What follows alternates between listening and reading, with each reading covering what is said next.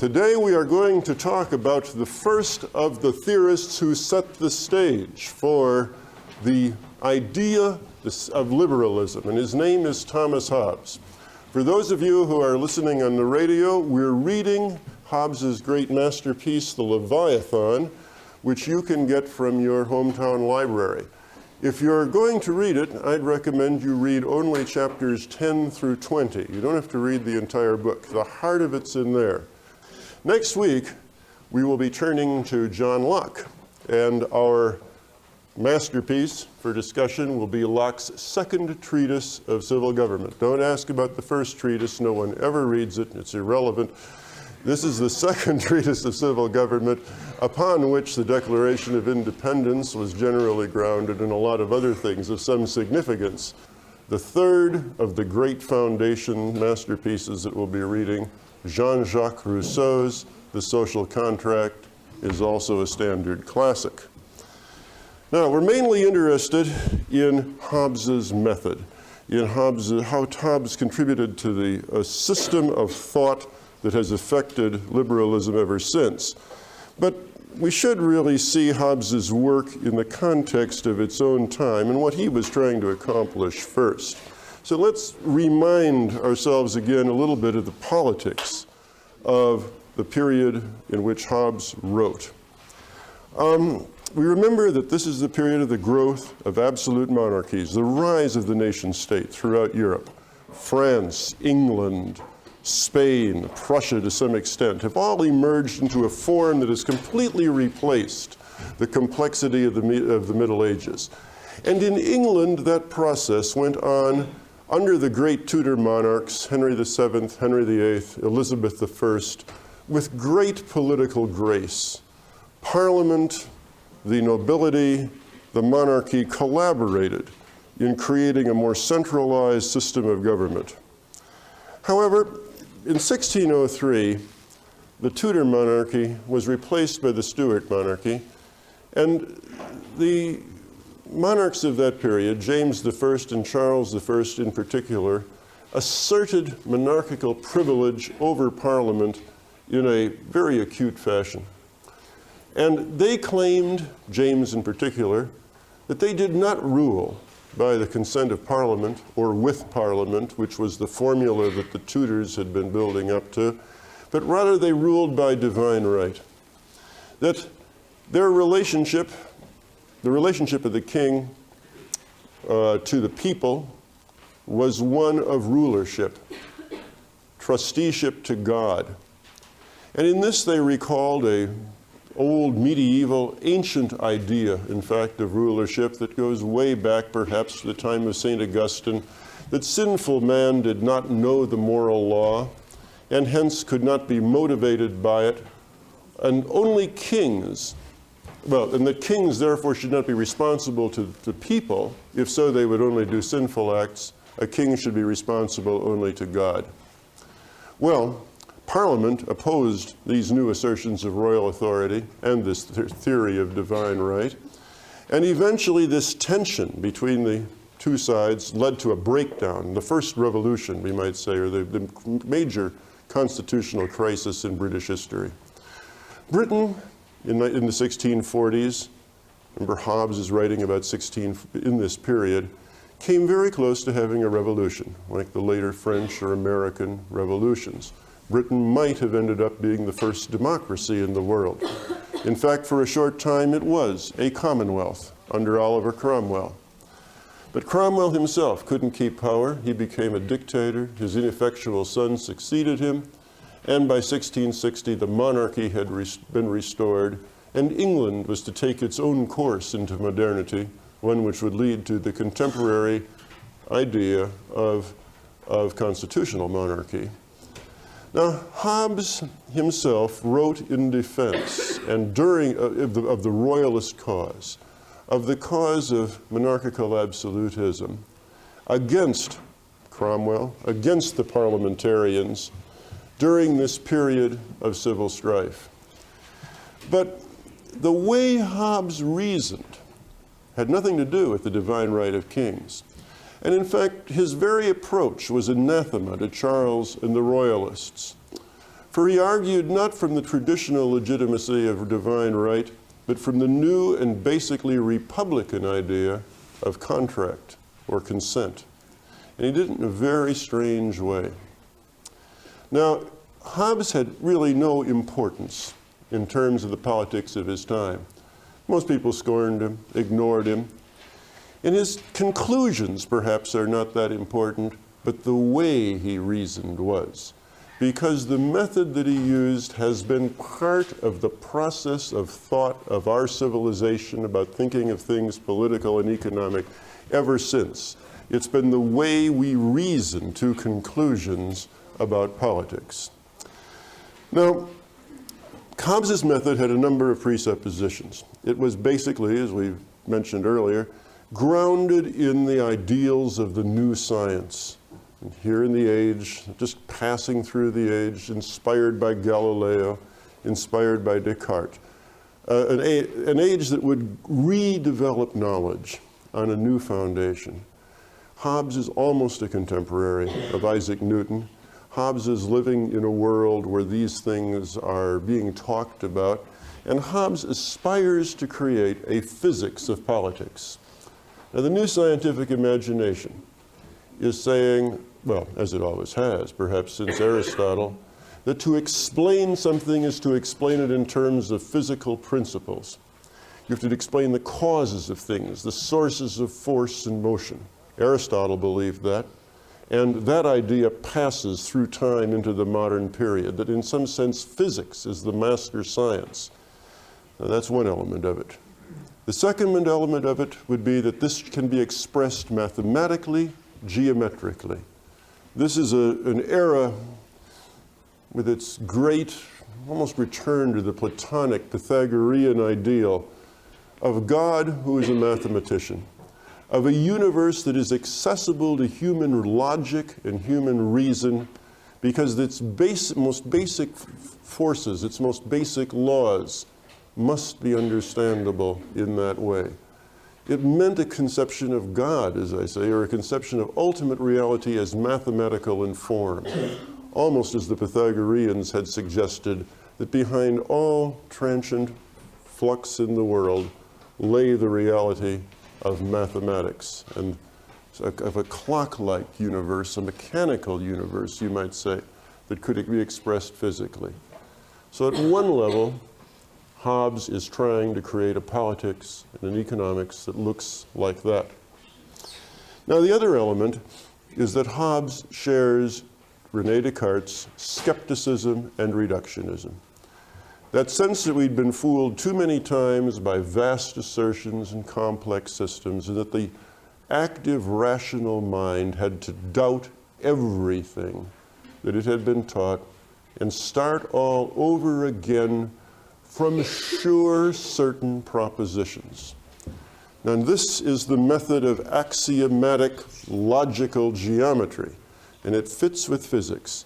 But there's a strange democratic element in this too, that is going to which marks what makes it so important for political theory. Because the basic idea behind this skeptical rationalism is this: you don't have to believe anything unless it's proved to you beyond a reasonable doubt. Now, there are echoes of Luther here saying, unless I am shown by the clear light of reason, I need not avow anything the church says. And so this set up the new problem for political theory, which was to prove to a free person why they ought to be governed. Now, technically, we call that in political theory the problem of political obligation. Why ought you to accept government? And you start with the notion, and you just almost ought to picture this, of just standing back and saying, all right, I'm free, I can do what I please, now you show me why I ought to obey the law. The burden of proof is on you, the state, to show, to prove to me why I ought to give up my free will to somebody else, why I ought to obey the Constitution or the Parliament or the monarch or the lawful king. It's not the other way around. It's not that, I have to obey anybody who's got greater force than I have. There's no claim of justice in that. The question is, what justifies government? Prove its necessity to me. And so the question of Cartesian skepticism now was, can one make a rational case, an axiomatic, geometric case, for why necessarily a free person could accept government? Now, failing that, if such a case cannot be made, a person has no moral obligation to obey the government. And if that case succeeds, you have a test of political legitimacy, because the reasons that a rational person would accept for accepting government tell you when government is legitimate, when it is operating properly, and when it is not. You can create a test for good government in that way. Now, this is the logic that liberalism, in all of its forms, has followed ever since. The problem has been to explain why, or to give a justification for government, to give reasons to a free person why, in the complete exercise of rational skepticism, they ought to agree voluntarily to be ruled. Now, this is, in a sense, then, where Hobbes is beginning. These are the presuppositions of his method. And in a way, following our usual pattern, we're saying, this is the picture of truth, of ultimate reality, a view of the world as rational in a mathematical sense, in which mathematical, geometric demonstration fits both for physical nature and for the social order. There is one realm of explanation, one realm of logic that applies to all events. And from this, we're going to watch Hobbes, then, from this conception of good method, the right approach to solving a problem, we're going to watch him move to a theory of human nature, then, that will be derived from this, and then a theory of politics that will come from that in the usual pattern. So, given this, what does Hobbes argue about the nature of mankind, of human nature? And Hobbes, of course, will start out putting it in a physical way. He asks the question, the essential question of human nature becomes, well, what causes human motion? And say, what are the fundamental units from which human action is derived? Here's a physical way, a physicist's way of looking at it. See, what are the laws of human force and motion? Then you get a theory of human nature, if you know what causes human beings to act. And Hobbes starts from a mechanical conception of human beings and a form of psychology which still exists, which is that human beings only react. The organism reacts to a stimulus. And so all voluntary action begins, Hobbes says, as a motion toward something or away from something, or, well, a motion that doesn't really have much to do with something. So that you've either got a reaction toward an object which is one of desire or aversion, a movement toward something or against something, or to put it another way, you're seeking pleasure or you're avoiding pain. So there's really three possibilities. You can move toward something, you can move away from something, or there can be no motion. There can be indifference. Now, this is the basic building block. This, when you strip away, Hobbes would say, all the things that you think about human nature, all the presuppositions about what is man, what is the human good, what is mankind truly behind all appearances, what can you really say? And you can say, well, people are set in motion, people act either by being attracted toward things or being repelled by things, that they seek those things that attract them, and they seek to avoid those things that are against them. At least we're sure of that much. It's very much like Descartes' at least I can be sure of the idea I think, therefore I am. And Hobbes says at least we can be sure of this kind of magnetic theory of human action, that people seek what is pleasurable and avoid what they find repellent to them. It's almost definitional. Now we can go on and really move this into the realm of morality and say that which we seek, that which attracts us, is what we call good. And that which is the object of our aversion is what we call bad or evil. So that people will move toward what we call good is that which gives us pleasure, is that which we seek out. It's almost a definitional system, almost an axiomatic system. You are attracted toward that which gives you pleasure. That which gives you pleasure is that which you call good. Now, reflect for a moment. This very basic psychology, this very basic philosophy of people that starts with Hobbes in its modern form is also, until the present time, an underlying first premise of liberal political economy. People are activated by a pleasure-pain principle. People seek to maximize their satisfaction. People seek to maximize their utility schedule, to use the language of either modern psychology or modern economics. We still teach that. We still practice this as some of the first assumptions of modern social science. And they have their roots in this very reductionist psychology that Hobbes would have us start from. Now, Hobbes realized that not everyone sought the same things, the same pleasures, or tried to avoid the same evils.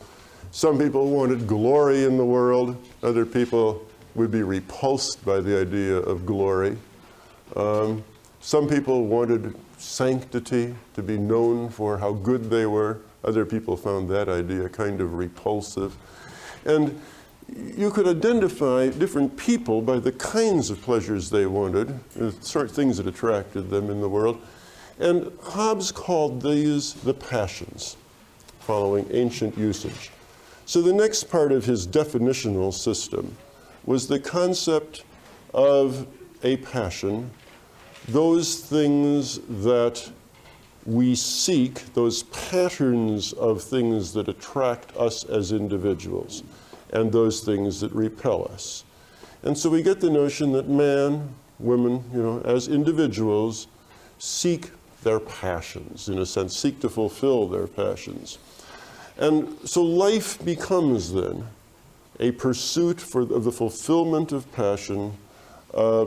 Life becomes one desire after another, in a sense.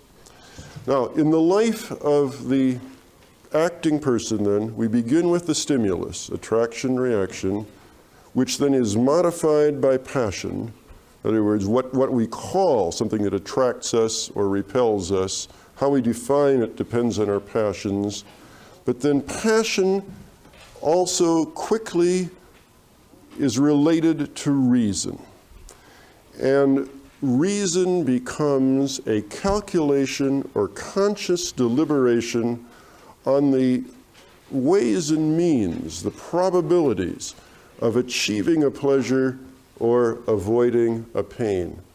We calculate trade-offs. We calculate balances. It is now 10 degrees below zero outside. It is very warm in my room. It is an hour before a lecture. It is very warm and cozy here. If I stay here, I will be very comfortable all afternoon.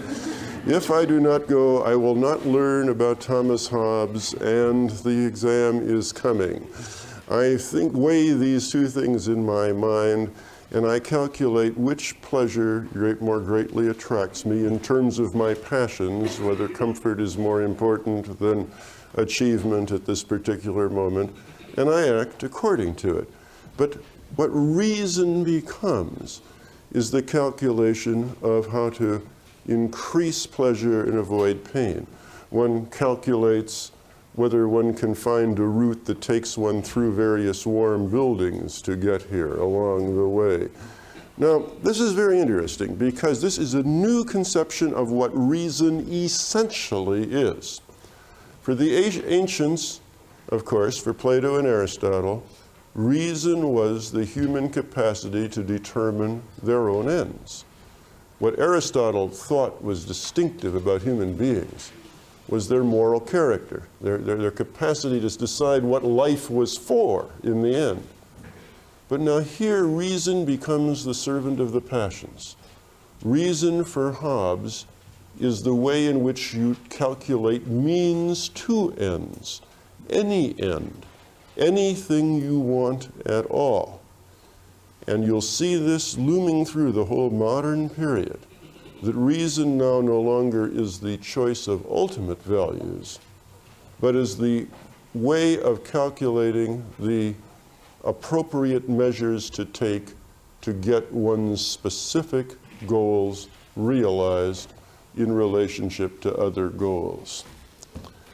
Reason then to Hobbes is described so interestingly as a succession of appetites and aversions that pass before the mind.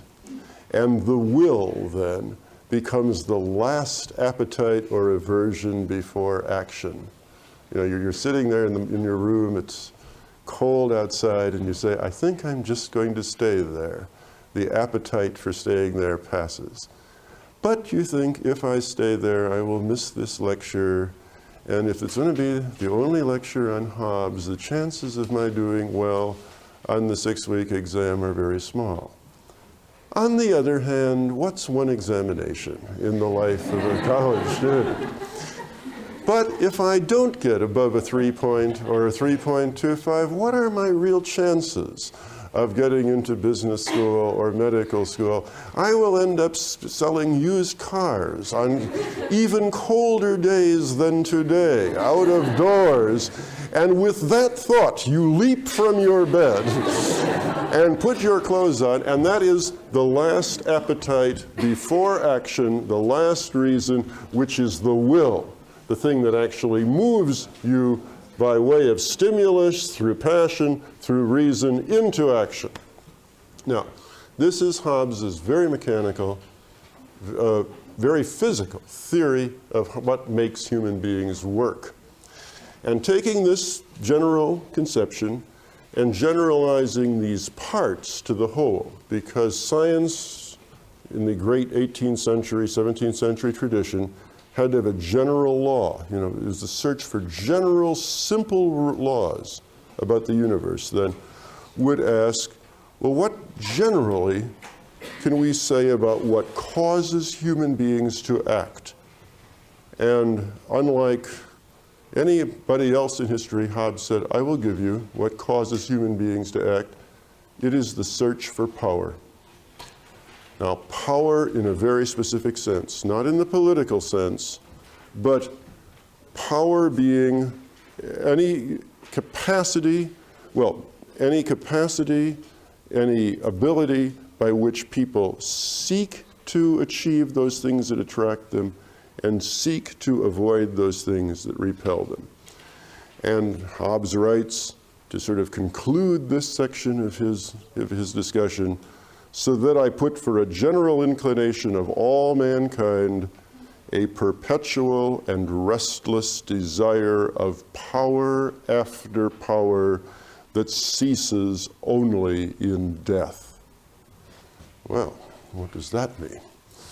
Well, it means just exactly what it says. Man is constantly, restlessly seeking to achieve pleasure and to avoid pain, seeking to satisfy himself, calculating how best to do that, how is to maximize his satisfaction endlessly. You never reach satisfaction. You know, you're out in the desert, you'd give everything for a drink of water. All you can do is finally somebody comes along, offers you a drink of water. You think you could ask for nothing more in the world. After the water's gotten into your system, you say, could I have a hamburger? You live in perfect comfort, you've got everything in the world, you feel dissatisfied. You need to fulfill yourself or express yourself, for heaven's sake. All your material needs are met. no one ever quite achieves self-satisfaction.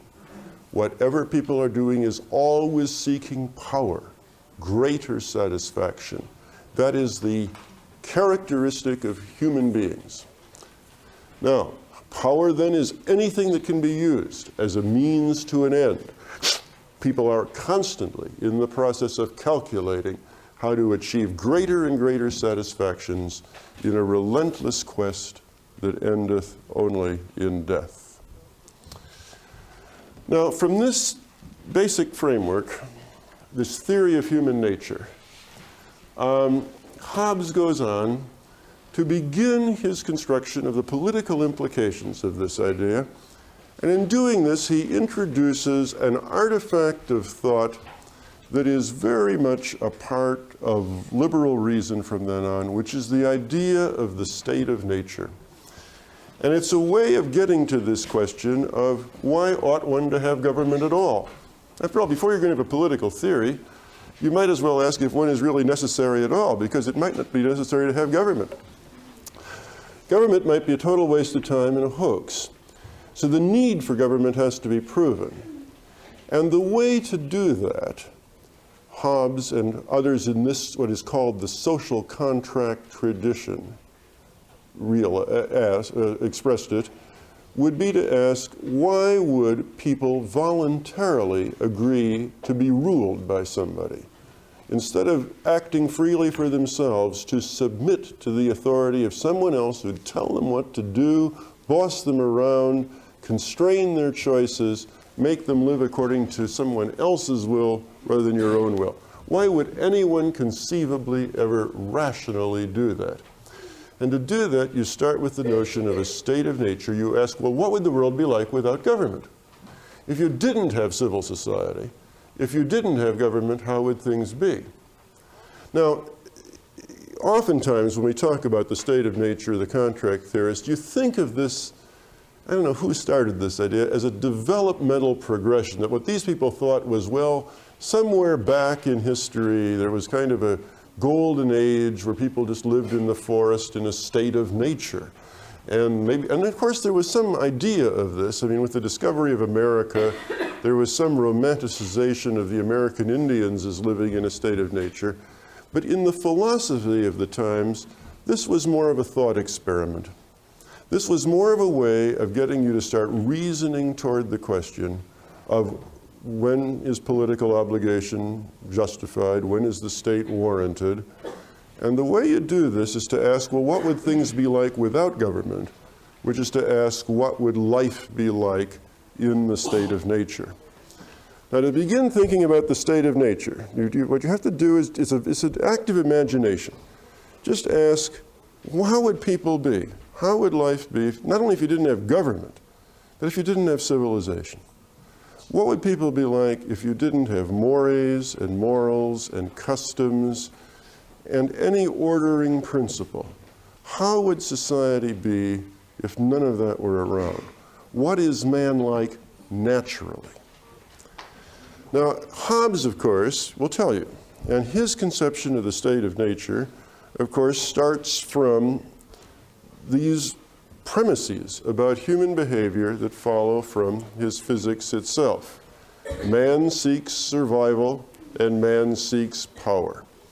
In the state of nature, then, what man begins to seem like is what you see are people weighing each other in the state of nature as potential means to each other's ends.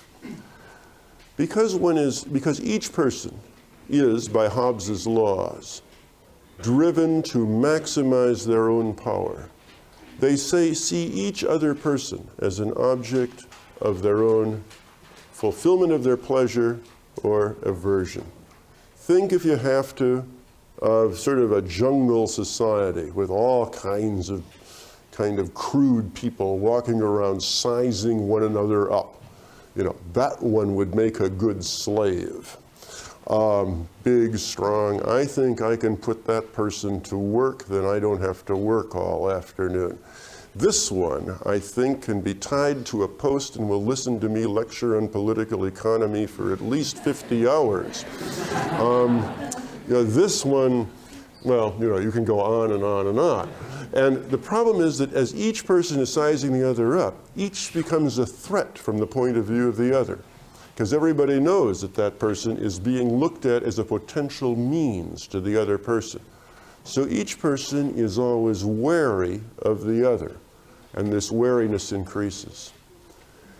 Now, one of the things that makes this wariness particularly acute, Hobbes claims, is that people are curiously equal in strength, will, intelligence, and cunning. Oh, there are great inequalities among people in all those things, but not so unequal that the outcome of any human encounter would be preordained. If one person were really a whole lot more intelligent than everybody else, that person could talk all the gullible ones into being the instruments of his, her lusts, power, manipulate them all in such a way that they would never catch on to his, her designs, and get away with it. But people are too crafty for that. They're crafty enough that sooner or later they will smell a rat. You can fool some of the people some of the time, and all of the people some of the time, but not all of the people all of the time. People are crafty enough in general that each will mistrust the other's motives, and no one could permanently use everybody else for their advantage. Some are stronger than others, but no one's quite sure that he or she is strong enough to repel an attack by another. So there's a state of perennial wariness that occurs in the state of nature. No one can completely dominate the situation. Everyone is mistrustful of the other, and life goes on in a state that Hobbes describes as war, or near war. A tension grows, threat and power mounts. Eventually, war becomes inevitable, either out of fear that others might enslave you, or out of your willingness to take the risk that you can enslave others, use them as means to your will. Well, Hobbes goes on to paint this picture of life in the state of nature, and comes to the conclusion, possibly the most famous line from Hobbes, that in the state of nature, life is solitary, poor, nasty, brutish, and short. So, in the state of nature, life is a war of all against all. And that is not a very desirable human condition. And human beings, being naturally cunning, self-interested, rational creatures, will try to reason their way out of it. And the way they'll do this is to start saying, well, no, it is irrational for me to be in this constant state of fear and dread of other people. So what I really have to do is to search for allies, search for some kind of understanding with other people. One begins to have a mutual calculation of rationality. You come to understandings with other people, as Hobbes expresses it. Yet men cannot expect any lasting preservation, continuing thus in the state of nature, that is, the state of war, by reason of that equality of power and other human faculties that are endured with all. Wherefore, to seek peace where there is hope of obtaining it, and where there is none, to look for allies in war, is the dictate of right reason, that is, the law of nature. The law of nature. In other words, right reason. A person thinking rationally, which means thinking about how to maximize his own power, will realize that only through restraint can he do that. So he looks for allies. And in a sense, he begins to give up some of his freedom. He says to the person next door, look, if you and I both agree not to attack each other, then at least we don't have to look at each other's backs. We will help each other, we will defend each other, If you're attacked, I will come to your assistance. If I'm attacked, you will come to mine. Is that agreed? You shake hands on it. You've made a bargain. Now notice what happens, Hobbes says. In the true state of nature, you've got a right to do anything in the world. You are perfectly free. But here, quite rationally, you've limited your right. You've said to this person, I no longer claim the right to attack you. You've made a promise. You've made an agreement. And it is the law of nature to seek such allies and to make such contracts so as to seek peace where one can find it, because life is so insecure and uncertain that one needs to do this. So the law of contract, the idea of contract, the making of promises so that people do not threaten each other, becomes a kind of surrender of right, a surrender of freedom calculated so that one may more properly and perfectly achieve one's own self-satisfaction. Self-satisfaction is the motive behind it. But one is voluntarily limiting one's right in doing that. And that is what it means to limit one's rights. Now, nonetheless, this making of contract and search for alliance will not end the difficulties of the state of nature. In fact, it'll make them a good deal worse. Once you've got allies, that's nice. All that you've got now are larger armies. So 6 or 7 people get together and say, we form a mutual defense force. And then the next thing you know, they go off looking for ways to attack 13 other people. And the 13 other people find 13 other people to join them and have a retaliatory raid, and this just goes on. And you have civil war only with larger units of analysis.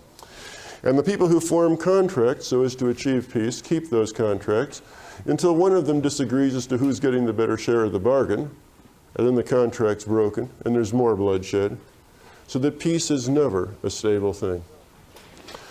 Now, at this point, Hobbes says, people have to reason a little bit further. And they have to realize that even contract and even the search for alliances in the state of nature is not good enough.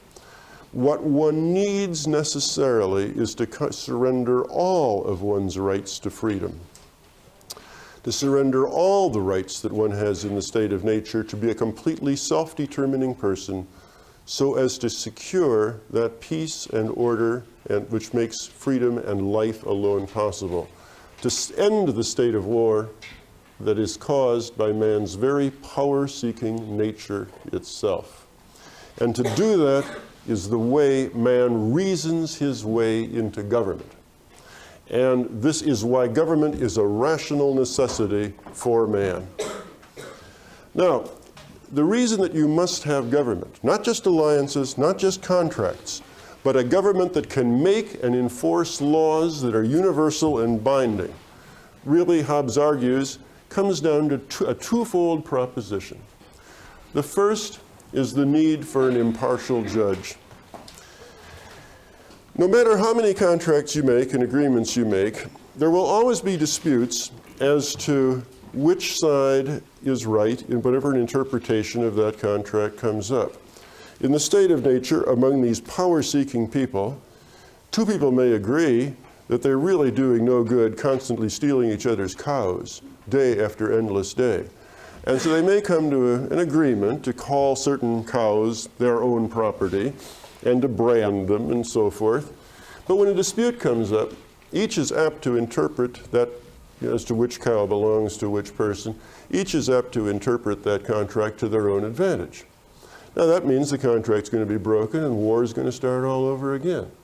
And the only way you can get out of that is to have some appeal to an arbiter who has no interest in the situation. And that has to be somebody who's above society. Somebody who's part of no class, no interest group, neither an employer or an employee, who doesn't have any stake in the situation. And that party necessarily is the sovereign, is the state, is the ultimate authority in the situation. Because at any lower level of agreement, there's always the possibility of interpreting things to your own advantage. Now notice what that means.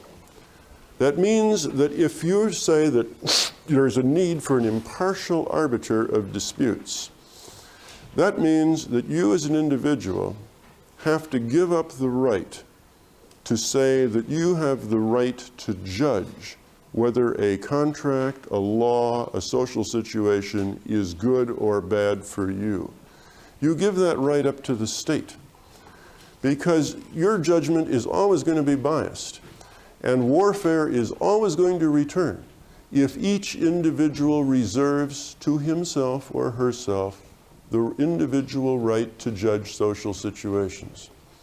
So you can't say, I agree that I'll abide by the laws as long as they don't hurt the poor, because your judgment as to what hurts the poor may be quite different from somebody else's judgment. And if you just opt out at any law that you think hurts the poor, pretty soon somebody else will think, well, that law hurts the poor. And then the poor will say, I don't like these laws because we're poor. And people making $50,000 a year says, well, we're relatively poor. And pretty soon everybody's back fighting with one another again. There was a wonderful chap in Madison who ran for Attorney General many years ago, had a wonderful billboard that says, only obey just laws. Now that's exactly what Hobbes was talking about. If everybody went out and just obeyed just laws, and you look around and you say, well, I don't think that law is very just, I won't obey it. It's all over, Hobbes argued. Now think what this means. You give up the right to judge for yourself whether the laws, whether the concepts of right or wrong on which government are founded are in fact good or bad. You give these up to a sovereign. You give up the free right to make moral judgments for yourself.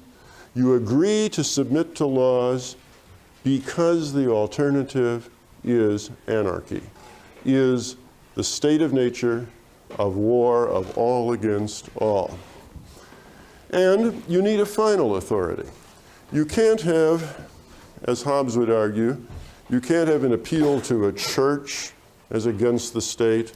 You can't have two sovereigns. You can't have two different governments. In the old American parlance of politics, the buck has to stop somewhere. So there has to be one final authority who can say what the law is, what the standard of judgment is for all situations. And there has to be a final decision as to which property rights will prevail, which conception of contract will prevail, whether people will be allowed to make speeches in public places, and so on right through time.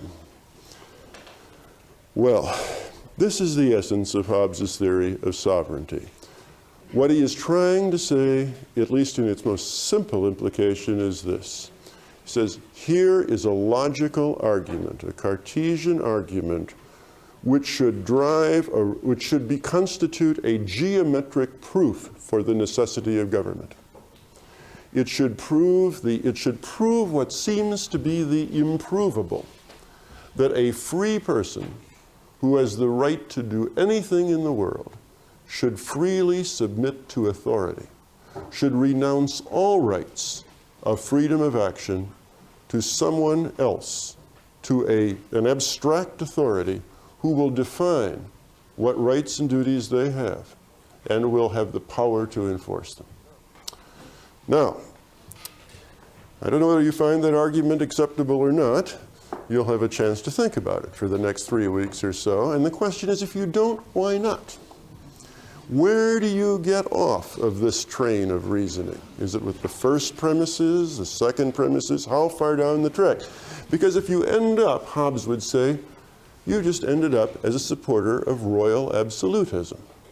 What you've ended up, Hobbes did not say, by the way, that this had to end up as a monarch. It could, as he says, end up as a monarch or a council.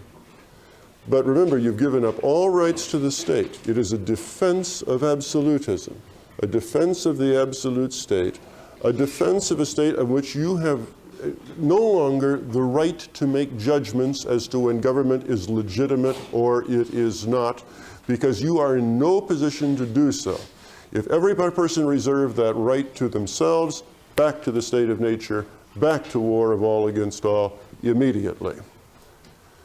Now, there are two curious features about Hobbes' theory, though, that you might also want to think about. It was intended as a theory of monarchical absolutism. However, it is also a simply abstract logical theory of sovereignty, of the necessity in human life of an impersonal, abstract, impartial adjudicator that stands above society and resolves disputes within it. That's the essential function of government, a law-defining body that is apart from society itself. But when you look carefully at Hobbes's theory, it seems to lead you in the position of saying, well, if you were the citizen of the worst dictatorship in Latin America, you still would be obligated to it, you still ought to obey it, because the alternative, which is civil war, is worse. You ought not to go into the hills and take up the guerrilla, because that's worse than just obeying at least a government that keeps law and order. Those are the most important things. And there seem to be echoes of Machiavelli here, that the one thing that makes a government sovereign is effectiveness itself. That the only real grounds of revolution that you might have are when the sovereign breaks down, when it's no longer effective, when it loses its power. So that perhaps in the end, what Hobbes is saying is that in the end, power justifies itself. If anybody can set up a system of order and maintain it, well, then they have a claim to all right until somebody comes along that's big enough to knock them over. But if they ever lose that power, the capacity to enforce and make law, then they're no longer sovereign, and then you've returned to the state of war, the state of nature. Since they can no longer keep the authority, one no longer is obligated to them. The second thing that Hobbes says, along the same line, is that one can never renounce the natural right to life itself. One always has a right of self-preservation, so that if a government tries to kill you or assassinate you and punish you by death in some way, that you have a right to escape and to try to escape. The ground being that it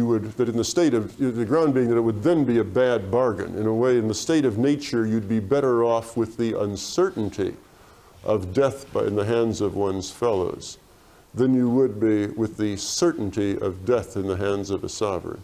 You're really back in the state of nature if the government is going to kill you. So that again, these are the two sort of grounds that limit the sovereignty of the state. But still, you're left with the question. You can see it two ways. First, it's an abstract argument for the necessity of government. But does it lead you to the notion that there are no better or worse governments? That any government that maintains law and order is a good government, and that one is unconditionally obligated to it? And you, as modern Americans, think there's got to be something wrong with such a theory. But where does it lie? Where do you get off the train? Where do you find the flaw in it? Well, as I say, we'll give you a little while to think about that, but then what you'll watch, and then we'll do this next time, is how John Locke, arguing from precisely the same premises, came to very, very different conclusions. And we begin to see how this social contract mode of reasoning is a very creative and interesting thing, because you can do a lot of different things with it. And that Hobbes, Locke, and Rousseau used the same method of reasoning that came to very, very different conclusions.